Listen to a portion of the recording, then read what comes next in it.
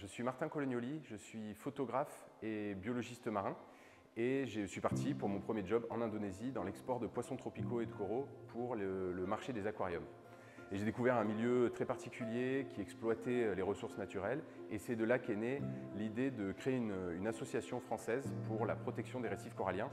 Coral Guardian, c'est une association qui a été créée en 2012 et qui a pour vocation la protection des récifs coralliens à travers 3 axes. La conservation marine participative, donc des actions locales de terrain où on protège des zones, on transplante du corail, on fait des études sur la croissance des coraux, on suit et on implique les populations locales et c'est vraiment leur programme, leur projet et ils se l'approprient et c'est vraiment eux qui font tout de A à Z. Et on apprend énormément d'eux, on leur transfère aussi notre connaissance en biologie, en écologie marine, c'est un échange. Notre deuxième axe, c'est la sensibilisation, donc sensibilisation sur place, mais aussi dans le monde, à travers nos articles scientifiques, nos publications, des conférences, des expositions photographiques.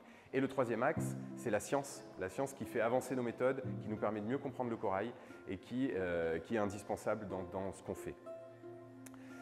Et pour vous parler de mon travail photographique maintenant avec l'association Coral Guardian, donc Corail, c'est une exposition photographique qui se déroule sur 6 ans, qui se place dans un village, Seraya Besar, un village de pêcheurs situé à côté du parc national de Komodo en Indonésie, sur l'île de Flores, et l'île d'Atamin, une toute petite île située juste à côté du village, sur leur territoire de pêche.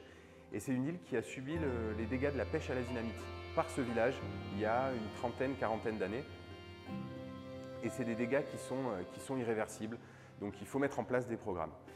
Et donc cette exposition, c'est une immersion dans un village de pêcheurs, dans le monde du corail, le lien entre ces pêcheurs et le corail, donc la pêche à travers des expéditions en mer pour suivre ces pêcheurs.